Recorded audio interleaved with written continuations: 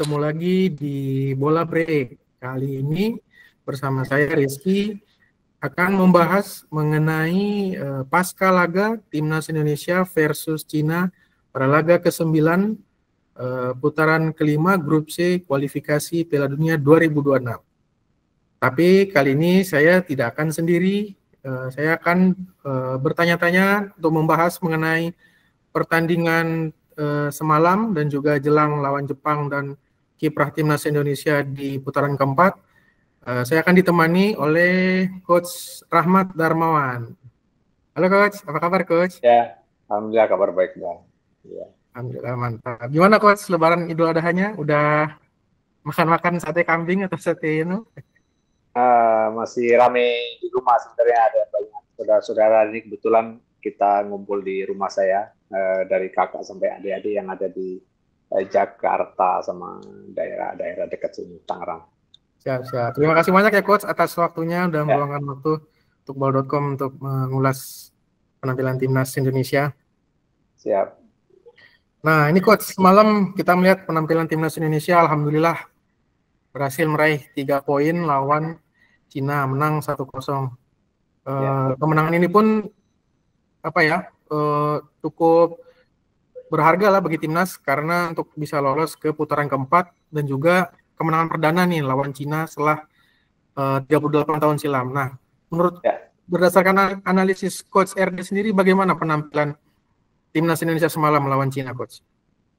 Iya, saya melihat penampilan Timnas semalam memang dalam satu frame taktik atau game plan yang menurut saya tepat ya. Kenapa? Karena kita belajar pengalaman dari ketika kita main di China, kita justru mengambil inisiatif penyerangan, tapi hasilnya kemudian berpihak kepada China dan kita gagal untuk mengamankan kemenangan dan mengamankan atau bisa membuat gol dalam posisi kita menguasai permainan, menguasai banyaknya peluang dan position play kita atau ball position kita sampai 70% ketika itu. Nah, kemarin dengan posisi yang sama, di mana China membutuhkan kemenangan untuk bisa lepas dan lolos dari untuk masuk ke putaran 4 atau punya potensi untuk lanjutkan kiprahnya di penyisihan Piala Dunia, dan kita juga punya kepentingan untuk memenangkan pertandingan, sehingga saya akan memprediksi China mungkin akan tetap menggunakan strategi yang sama. Karena kenapa? Karena ketika dia main di kandang saja dia main sangat defense dan apalagi main di kandang lawan. Nah, tapi yang membuat saya kemarin cukup senang adalah bahwa kita justru bermain tidak terburu-buru. Kita bermain menunggu lawan di awal-awal menit, bahkan dimulai dari kita menunggu lawan di sepertiga tengah atau di middle third. Itu biasa satu tactical untuk kemudian membuat trapping ya. Hampir semua bola diarahkan untuk lawan itu memberikan passing kepada dua sisi fullback atau winger mereka, kemudian kita lakukan pressing di zona tengah itu. Setelah itu baru kita mengorganisasi serangan, kalau bisa kita menekan dengan kecepatan kita lakukan, tapi kalau tidak bisa kita coba untuk memaintain bola tidak hilang. Jadi momen-momen itu yang menurut saya bagus ya dilakukan oleh pemain dan praktis, walaupun sekali lagi ball position China menang, tapi kalau dilihat dari statistik bagaimana peluang yang kita dapatkan, lalu shot on goal shot on target maksud saya yang didapatkan tim kita, justru kita lebih jauh dominan karena efektivitas permainan yang kita lakukan dalam sebuah game plan yang terencana ya. Karena menurut saya memang menghadapi China kita harus pintar untuk bisa menjebak Cina kali ini. Jangan kita yang terjebak, kita kasihkan menyerang, tapi kemudian kita lupa dengan lini pertahanan. Dan saya pikir ini keputusan yang tepat. Dan yang kedua adalah keputusan untuk, dan itu mengejutkan ya buat saya, karena kemarin nggak ada dalam benak saya Yaakob Sayuri akan dimainkan di wingback kanan. Tadinya saya pikir tetap ada Kevin Dix di sana, atau kalau yang mau main di wingback kanan, Yance Sayuri. Tapi yang ada Yaakob Sayuri, karena dalam pikiran saya tadinya Yaakob Sayuri yang akan bermain di posisinya Ricky Kambuaya bersama Egy Maulana. Tapi itu pilihan yang menurut saya juga luar biasa, karena memang Yaakob juga salah satu pemain yang utility players, dia bisa bermain di banyak posisi sama dengan kembarannya Yance yang bisa main beberapa posisi. Dan kemarin Jakob justru membuktikan luar biasa ya bermain di posisi itu. Bahkan di babak pertama dia bermain sangat lebih modern dibandingkan Verdong yang babak pertama nggak banyak membuat apa-apa.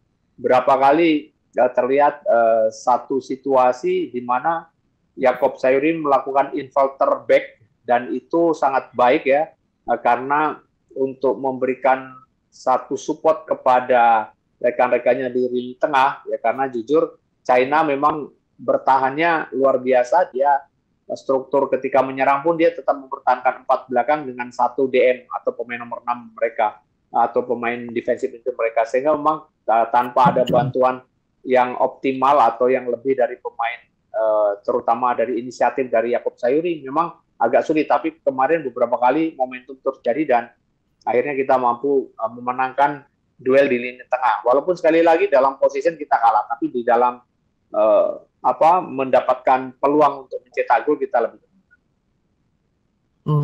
Siap-siap. Berarti aku pun penampilannya nggak cuma dari melebar di sisi sayap aja coach, jadi sampai penetrasi ke tengah juga ya coach penampilannya. Ya, betul. Dan itu tidak dilakukan oleh sebelah kiri Verdong di babak pertama. Baru pada babak kedua Verdong lebih baik bermain ya, dengan dia melakukan banyak improvisasi, dia banyak melakukan bantuan untuk tim ketika menyerang, dan dia sangat disiplin dan sulit dilewati ketika bertahan. Begitu juga dengan Jakob, tetap pada situasi yang bisa mempertahankan penampilannya, walaupun akhir-akhirnya di mungkin kurang 20 menit ya terlihat mulai kendor dan kemudian digantikan oleh Kevin Dix. Ya, selain penampilan Jakob Sayuri yang cukup mengejutkan coach, Ricky Kambuaya dan Egy Maulana Fikri ini juga mengejutkan ya coach penampilannya semalam. Apalagi dia dua pemain tersebut dia bermain sebagai playmaker di belakang oleh Romeni dalam formasi 3-4-2-1. Nah, menurut coach RD, penampilan kedua pemain itu seperti apa coach semalam?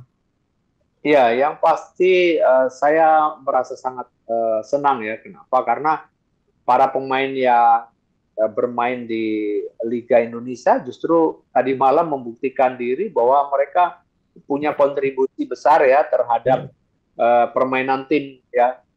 Kita melihat bagaimana kombinasi permainan yang Egy buat bersama Romeni, bersama pemain yang lain ya, apakah dengan Pelupesi atau Tom Hai, dan kemudian bagaimana Egy tahu menempatkan posisi, tahu untuk membuat kapan dia harus penetrasi, kapan dia hot bola untuk dia memaintain supaya bola nggak hilang, dan kapan dia harus tajam penetratif ya. Ya, itu diperlihatkan Egy dalam banyak situasi. Lalu berikutnya juga terhadap peran Ricky Kambuaya. Ricky Kambuaya bermain dengan sangat efektif. Dia berperan besar terhadap memang terjadinya gol kan memang karena aksi penetrasi dari Kambuaya yang masuk kotak penalti ya. Dan menurut saya itu memang menjadi satu kelebihan Ricky Kambuaya, dan beberapa pertandingan dia bersama klubnya juga sering sekali dia melakukan itu.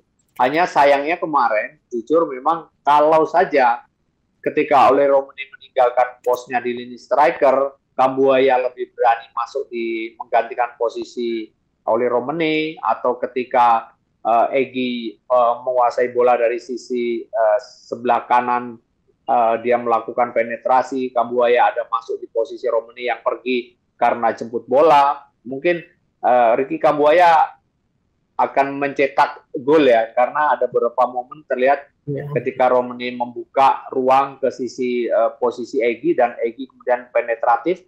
Nah, di situ tidak ada pemain yang berinisiatif menggantikan posisi Romeni. Disinilah mungkin masih perlunya ketiga pemain yang ada di depan ini untuk saling mengisi. Jadi siapa yang pergi, siapa yang datang untuk ada di posisi strikers ya. Karena sangat penting untuk pemain tetap bisa mempertahankan posisi mereka untuk menjadi target akhir dari serangan. Karena sekali lagi target dari akhir serangan kita itu selalu harus adanya seorang pemain yang dibutuhkan di depan, tidak hanya sebagai menantinya target memberikan passing, tapi juga menarik perhatian lawan yang lain, sehingga ada banyak opsi untuk kita apakah mau kombinasi dengan dia, dengan striker, ataukah kemudian kita akan melakukan cara yang lain, misalkan dengan melakukan long range shoot atau tendangan jarak jauh. Overall, ditambah lagi dengan Rizky Ridho yang luar biasa tenangnya, hampir tidak pernah lewat ya, bahkan pemain muda China yang sebelumnya menjadi bintang China dengan kecepatan yang sangat baik, sama sekali tidak mampu melewati Rizky Ridho. Dan ini ya artinya apa? Ada 4 pemain kita yang tadi malam dimainkan bermain sangat luar biasa. Plus penggantian pemain juga menurut saya menjadi kunci kesuksesan permainan tim ya, karena ketika tim mulai turun, kelihatan sekali mulai China memberi banyak tekan kepada kita, dan ada sinyal dari pemain, dimulai dari keramnya Ricky Kambuaya dan Jay Jazz, tapi Jay Jazz tetap dipertahankan karena pentingnya posisi dia. Lalu yang diganti justru Tom Haye pertama, dan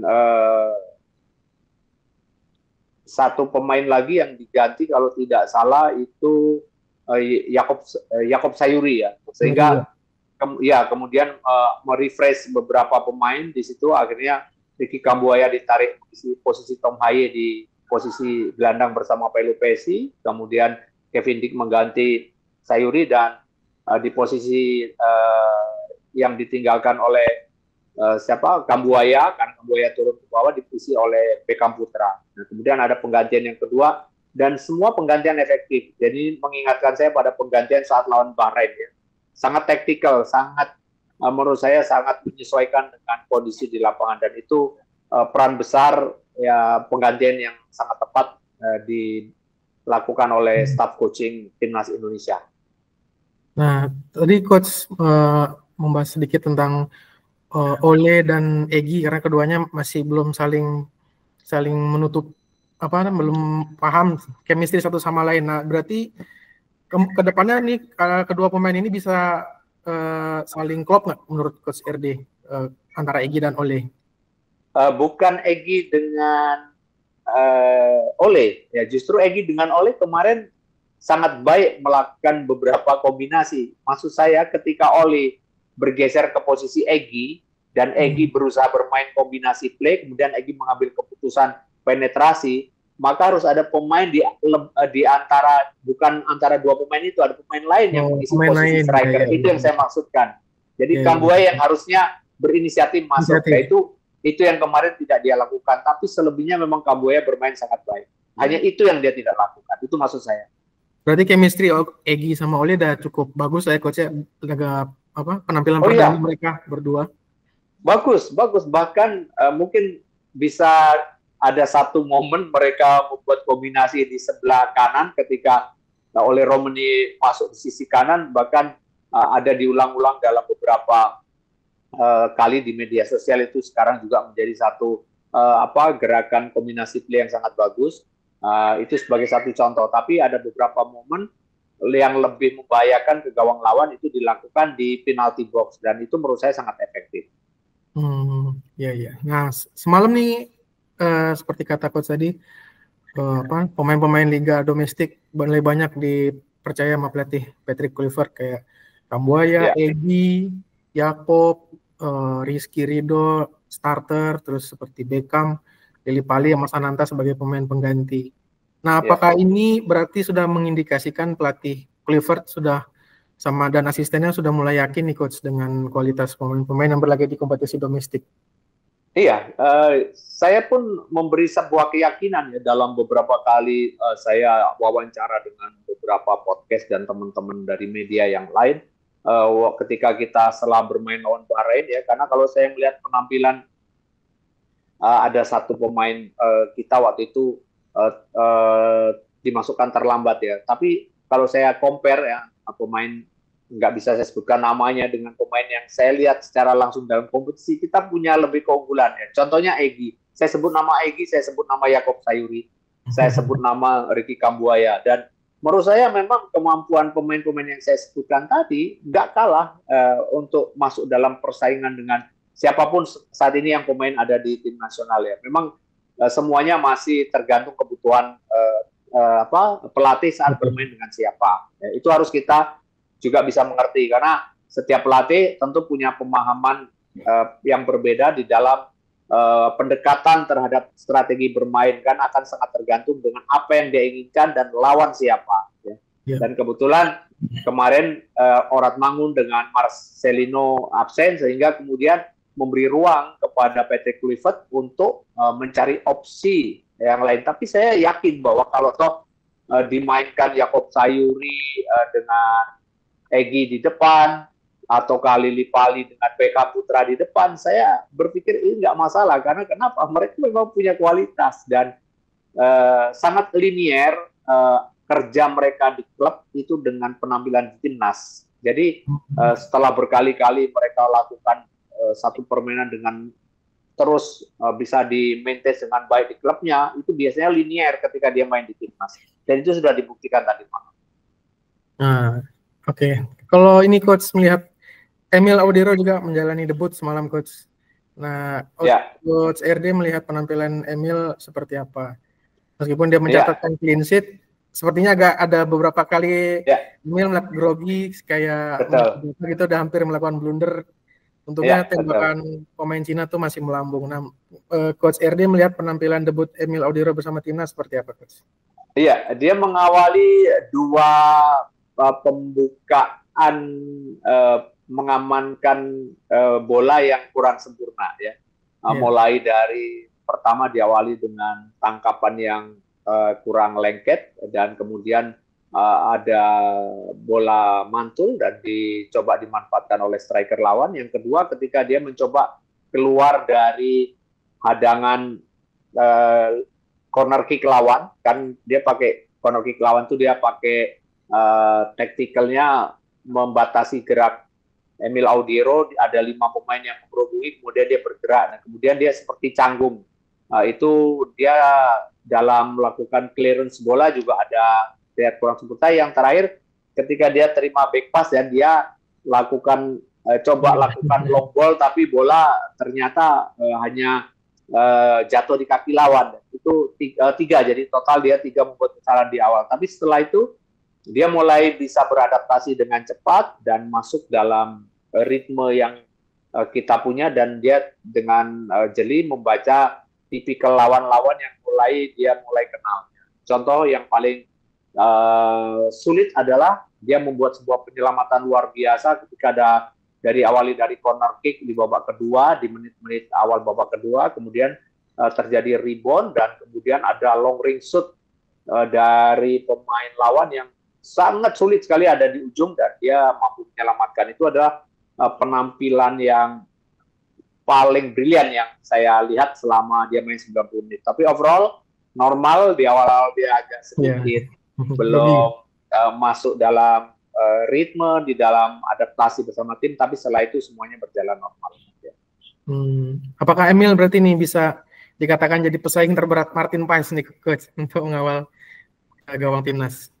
Ya pasti ya, karena juga kedua kiper ini juga tentu bukan tidak menutup kemungkinan ya untuk Nadeo maupun Eri nantinya tidak bisa bersaing. Saya rasa semuanya masih bisa bersaing, tapi tentu ada pertimbangan-pertimbangan khusus yang lebih dikedepankan terhadap pemilihan penjaga gawang, mengingat kemungkinan kan lawan-lawan yang kita hadapi ini punya postur-postur pemain depan yang tinggi-tinggi ya, sehingga mungkin itu salah satu pilihannya jatuh kenapa kepada Martin Paes atau kepada Emil Audero. Tapi kalau mengkomparasi kemampuan dua pemain antara Martin Paes dengan Emil, saya pikir dua-duanya punya masing-masing kelebihan. Kalau Martin Paes punya refleks yang sangat baik ya. Sementara kalau di kaki itu terlihat di dalam penampilannya bersama klub Audero sebenarnya lebih baik. Tapi nggak tahu kenapa tadi malam saya nggak melihat itu dilakukan dengan smooth oleh Audero. Yang tadi saya sampaikan ketika dia clearance bola itu salah ya. Dan, membahayakan gawang kita. Tapi beberapa kali Martin Paes dengan ketenangannya sangat berani dia untuk melakukan keputusan yang menurut saya berisiko tinggi, tapi percaya diri dia begitu tinggi ya, Martin Paes. Tapi overall siapapun yang bermain saya rasa nggak ada masalah. Hari ini kita punya penjaga gawang yang dua-duanya nggak mengkhawatirkan ya, nggak mengkhawatirkan lini belakang kita. Nah, soal lini belakang nih coach, trio JIZ, Rizky Ridho, sama Justin Hapner membuktikan kalau ketiganya ini benteng tangguh lah di belakang tim, di lini belakang timnas Indonesia. Dari 8 laga, ketika ketiga-tiganya bermain 8 laga, berhasil meraih 6 kemenangan sama kalau nggak salah 7 clean sheet. Nah, menurut Coach RD, apakah ketiganya ini layak untuk terus dipertahankan untuk mengisi lini pertahanan, atau Coach Patrick kemungkinan akan melakukan rotasi untuk mencoba masih mencari formulasi yang tepat untuk lini belakang timnas? Iya, mungkin di posisi Rizky Ridho atau Hapner itu biasanya bisa opsinya tuh Miss Hilgers ya. Tapi kalau melihat penampilan Miss Hilgers di pertandingan ketika lawan Australia, kita melihat ada semacam mungkin di mata saya memang dia pemain yang sangat pintar. Dia pintar membaca permainan, dia pintar membaca bagaimana positioning yang benar, yang baik gitu. Tapi ketika situasi 1 lawan 1, jujur saya masih agak nggak pede ya, karena memang dia bagus tapi dia nggak terlalu punya flexibility, nggak punya kecepatan seperti Rizky Ridho atau Justin Hapner. Jadi itu yang membuat saya ragu. Sementara dibutuhkan pada saat kita main sebagai pemain dengan bermain 3 center back, itu harus ada kombinasi di sana. Nah, sementara ini selama ini JIJ yang mengatur untuk menjaga kedalaman lini belakang dengan dia lebih banyak orang yang paling deep, yang paling dalam, sementara Rizky Ridho dan Hapner orang yang terus memberikan pressing terhadap striker lawan ketika mencoba masuk ke zona kita. Dan itu bisa diperankan dengan baik. Contohnya lah tadi malam, bagaimana kecepatan si pemain muda China ya itu bisa yang notabene dia lebih cepat tapi bisa dengan mudah dipatahkan oleh Rizky Ridho. Ya mungkin ceritanya akan lain ya kalau kita mungkin memainkan pemain selain Rizky Ridho. Jadi menurut saya memang ketiga back kita ini menjadi pilihan utama, dan kemudian baru kalau andai kata mereka ini absen, mungkin ya kalau toh JIJ yang absen mungkin bisa di situ Miss Hilgers atau Jordi Amat yang bermain. Nah, mungkin juga bisa mungkin Kevin Dix yang akan bermain di posisi sebelah kanan ya. Tapi yang tengah menurut saya hanya ada opsi antara JIJ, kemudian Miss Hilgers atau Jordi Amat. Mereka pintar tapi tidak terlalu cepat. Jadi lebih bisa menjadi balance buat Rizky Ridho dan Hapner di situ. Ya. Nah, semalam kemenangan lawan Cina kan akhirnya membuat timnas Indonesia lolos masih berlanjut nih coach ke putaran keempat. Ya, betul. Nah, lawan-lawannya pun bukan lawan-lawan yang berat, pasti kemungkinan besar didominasi ini tim-tim dari Timur Tengah. Nah, menurut Coach RD, bagaimana kan timnas Indonesia di putaran keempat? Bisa nggak kira-kira untuk menjadi juara grup dan lolos langsung ke putaran final, atau berlanjut ke putaran kelima, Coach? Ya, kalau saya melihat ke belakang ya, betapa timnas Indonesia ini akan lebih sulit kalau menghadapi tim dari Asia Timur ya, seperti Korea, Jepang, kemudian Korea Utara, mungkin lebih sulit dibandingkan menghadapi tim Timur Tengah ya.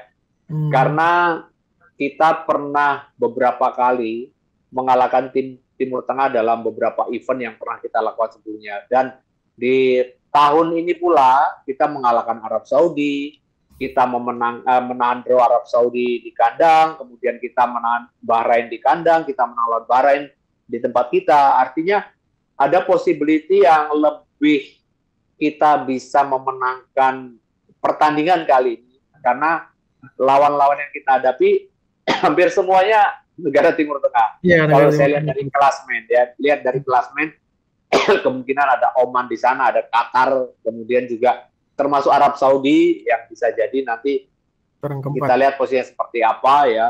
Dan intinya negara Timur Tengah akan kita hadapi. Dan ini merupakan sesuatu yang menurut saya bisa kita maksimalkan. Dan saya sih kok ngerasa kalau lawan-lawan negara dari Timur Tengah, kesempatan kita untuk bisa lolos otomatis jadi lebih besar ya. Jadi saya pikir itu analisa saya mengenai lebih senang kalau Indonesia ketemu dengan lawan-lawan seperti permainan dengan gaya Timur Tengah, betul. Nah, lawan selanjutnya nih Indonesia akan menghadapi Jepang, Coach. Indonesia berbekal 2 kemenangan beruntun lawan Bahrain, lawan Cina. Kalau Coach RD melihat peluang timnas saat bertandang ke Jepang seperti apa? Apalagi kan Jepang kemarin kalah lawan Australia, terus yang skuad di bawah pun skuad lapis kedua lah ibaratnya, Coach. Nah, menurut Coach RD ada peluang nggak kira-kira timnas Indonesia mencuri poin lah di kandang Jepang? Iya, dengan melihat penampilan kita dan progres dari pertandingan pertama lawan Australia, Bahrain, kemudian melawan China semalam, Patrick Kluivert terus melakukan progres penampilan yang cukup baik, kemudian juga mampu menanamkan satu disiplin bermain dengan baik di lini secara keseluruhan pemain ketika kita bertahan. Jadi transisi negatif kita yang sebelumnya menurut saya nggak begitu ideal, itu bisa tertutupi dalam 2 pertandingan ini. Contoh transisi kurang ideal adalah ketika banyak sekali ketika kita melakukan serangan di daerah lawan, itu keputusan kita untuk bertahan itu nggak jelas, absurd. Antara kita mau menekan di depan atau kita mau drop back. Nah, sekarang semua sudah jelas. Ketika kita gagal menyerang, semuanya drop back. Semuanya sepakat untuk mengambil inisiatif turun di sepertiga lapangan tengah. Dimulai dari sana kita membuat pressing kepada lawan. Dan ini artinya kenapa? Ini akan mensinergikan semua lini untuk ada di dalam satu situasi antara lini bisa saling mengisi, tidak terlalu jauh ya. Jadi kita lebih mudah memproteksi. Bahkan ketika lawan masuk di daerah kita, maka semua posisi mulai dari lini belakang, tengah maupun depan ada di on half atau di daerah kita sendiri, yang tentu tidak akan memudahkan lawan untuk masuk daerah kita dengan mudah. Nah, ini kalau ini bisa terus dijaga, dipertahankan, saya rasa melawan Jepang kita punya potensi untuk kita bisa menang. Dengan satu syarat tentu saja, konsistensi bermain disiplin dengan memberikan tekanan terhadap setiap lawan yang masuk di zona tengah, mulai masuk di zona kita, dengan tidak memberikan ruang yang begitu besar, terutama 2 fullback lawan yang sering pergi. Oleh karena itu, dibutuhkan sekali lagi struktur yang sama dipertahankan. Ketika bertahan kan kita main dengan 5-4-1 tuh. Nah, kali ini dituntut untuk lebih dalam. Kenapa? Karena jujur, kalau kita bermain sangat agak renggang melawan Jepang ini tim yang sangat pintar sekali membuat kombinasi play dengan ruang-ruang yang nggak begitu besar pun dia bisa sangat ideal ya memainkan permainan 1-2, apalagi kalau kita memberikan ruang yang lebar. Dan menurut saya kita bisa menang kalau kita bermain lebih sabar dan lebih dalam. Ya, jadi itu kuncinya. Kalau kemarin kita hanya menunggu di sepertiga, kali ini menurut saya ideal kalau kita menunggu paling tidak di atas lapangan tengah sedikit lah. Jangan, kalau kita nggak mau di on half, kita di atas sedikit lah, di atas lapangan tengah mungkin naik 10 meter. Nah, itu menurut saya kita punya potensi. Kenapa? Karena saya melihat juga Jepang ketika lawan Australia menang, dan kemenangan Australia memang diperoleh dengan tidak mudah, tapi juga Jepang kemarin bermain tidak dengan semua pemain-pemain utamanya bermain. Pemanggilan pemain-pemain justru lebih diberikan kesempatan kepada pemain-pemain lain, untuk mungkin tujuannya adalah karena sudah tidak mungkin tergoyahkan dari posisi puncak. Tentu pelatih juga ingin memberikan atau mencari alternatif dan memberikan pengalaman kepada pemain-pemain lain guna mempersiapkan tim ini punya kedalaman skuad yang nantinya di World Cup akan lebih bisa diperbanyak lagi jumlah kualitas pemain Jepang di tim nasional dengan menit bermain yang seimbang. Saya rasa itu tujuannya, dan sekali lagi melawan Jepang kali ini entah kenapa saya optimis kalau kita minimal bisa dapat 1 poin kalau kita bermain disiplin. Prediksi dari Coach RD, skornya berapa Coach lawan Jepang? Harus punya target, ya, harus punya target melawan Jepang seperti apa. Kalau akhirnya kita kalah, jangan juga kalah banyak. Tapi berusaha untuk kita mempertahankan tidak kebobolan dan berusaha kita mencuri gol. Dan itu target itu yang saya maksudkan. Tapi di dalam perjalanan nanti kalau kemudian tiba-tiba kita misalkan kemasukan dulu 1, jangan terus panik, kemudian kita mau keluar yang justru akhirnya menambah gol lagi. Itu yang saya maksudkan. Jadi tetap disiplin pada formasi kita, disiplin pada game plan yang sudah dibuat oleh staff coaching, dan saya pikir kalau itu dilakukan kansnya 50-50. Jadi pertanyaan bisa berakhir seri. Berapa skor kalau dari? Kalau saya nggak pernah bisa nembak skor, saya hanya katakan kayak kemarin lawan Cina, saya juga ditanya berapa kali teman media, saya hanya bilang 60-40 kita menang, ya. Tapi saya nggak pernah mau bilang skor karena saya berapa kali nembak skor nggak pernah bener banget. Berarti ini kemungkinan Coach Patrick masih akan menurunkan skuad terbaik lah ya Coach RD, karena meskipun karena timnas Indonesia sudah lolos ke putaran keempat, masih akan tetap bermain dengan skuad terbaik atau kemungkinan ada rotasi nih kira-kira Coach? Apapun yang dilakukan buat saya nggak masalah. Karena kenapa? Sekarang kita sudah tahu. Contoh ya, kedalaman skuad kita di lini depan aman. Hanya tinggal striker yang saya jujur striker. Kalau Romani nggak main, nah ini saya masih question mark siapa, karena Sananta oke, dia tidak jelek, tapi Sananta mungkin masih butuh lagi lebih smooth ya, terutama di dalam menjadi pemantul para pemain ketika harus pemain lain mensupport untuk kombinasi one-two itu Sananta. Tapi kalau bola-bola atas, Sananta lebih bagus dari Romani. Nah, tapi sekali lagi untuk kedalaman lini depan rasanya sudah nggak meragukan lagi. Ada beberapa opsi. Nah, kemudian di belakang juga saya melihat ada beberapa opsi. Bahkan di wingback pun sekarang kita melihat, oh ternyata banyak kalau Kevin Dix nggak main, ada Yakob Sayuri, ada Yance Sayuri. Iya, kalau Kevin Verdong nggak main sekarang, saya sudah di gambaran saya, Yakob bisa main kanan kiri juga.